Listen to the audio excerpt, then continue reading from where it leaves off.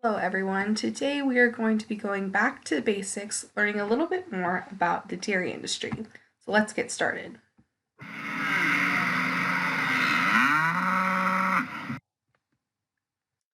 So some of the objectives for today's lesson are to become more informed on the basics of dairy farming, including milking procedures, housing, and feed management, and also to encourage some of the high school students to become involved in the Cal Poly Dairy Program upon graduation. First things first, let's talk a little bit about arguably the most important quality of a dairy cow, which is the ability to produce milk and the procedures in which we milk the cows. So, step one of the milking procedure is we're going to pre dip the teats of the cow with a sanitizing solution in order to kill off any bacteria which they may have gotten on them while out in their different pens. After we pre-dip the teats, step two will be to strip the cow's teats, all 4 quarters, in order to check for milk consistency to see if there's any bloody milk or any chunky milk, which could indicate an infection of the cow's udder.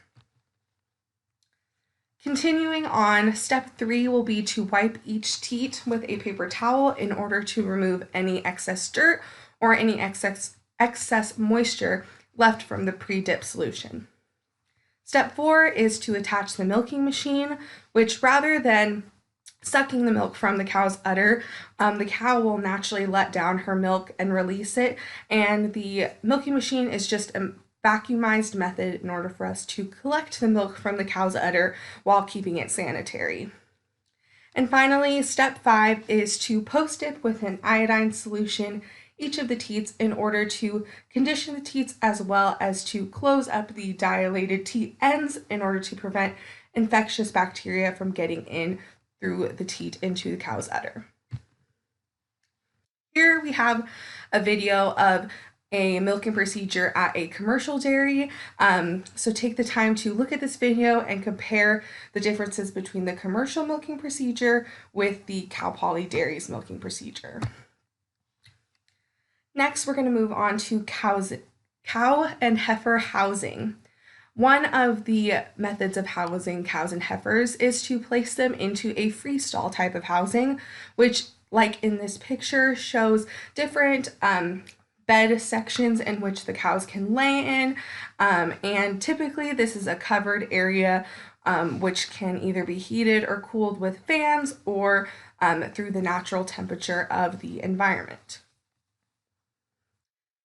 Housing for cows and heifers continued. Another option would be a dry lot. Dry lots are typically connected with a freestall type of barn so that cows have the option of going inside the barn and laying in the freestalls or being out in an open area such as this dry lot.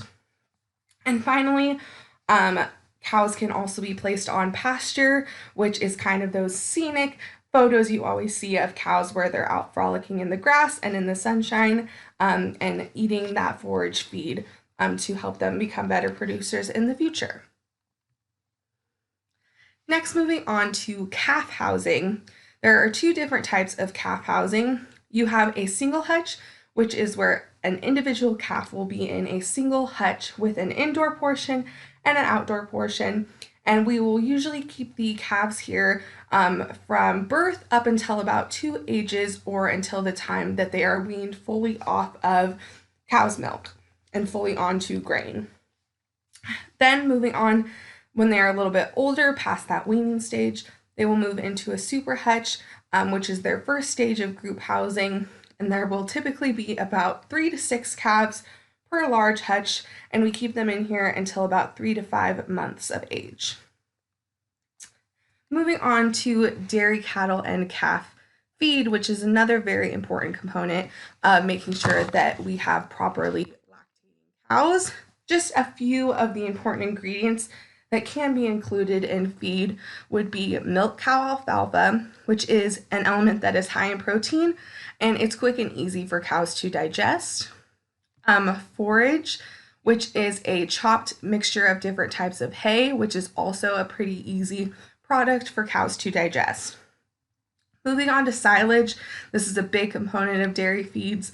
It's a low-cost option made from the leftovers of corn harvest. So all the stalks and the different leaves of the corn harvest will get chopped up, and it is a great high energy source for the feed in the form of forage feed.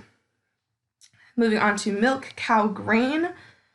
This is a concentrate rather than a forage option, and it adds a high fat component to a dairy cow's diet. A little bit more about dairy cattle and calf feed. We also have brewer's grain, which is a byproduct of beer production, and it's a great source of protein for cattle. Calf grain, which is often fed from a small increment at around time of birth, and then we increase the increments throughout the process of weaning the calf out of milk in order to get the calf off of milk and onto a more forage type of diet that will increase the strength of their rumen as they age. Finally, we have Animate as well as Megalac. Animate is a source of nutrients that we can give to the cows, which may be lacking in their forage diet. So it just is a supplement of type of nutrients. Same with Megalac. It's another supplement of nutrients for cattle, but it is especially helpful in order for them to reach that peak production level and maintain peak milk production levels. And finally, if you as a high school student are wondering how you can get involved in the dairy industry before graduation, we have a few options, which may include dairy judging for a local FFA chapter, showing dairy cows and heifers at your local county fair, or even if you have dairies within your town or near where you live, you can ask to possibly intern or work at those dairies while you are still in high school. That's all we have for today.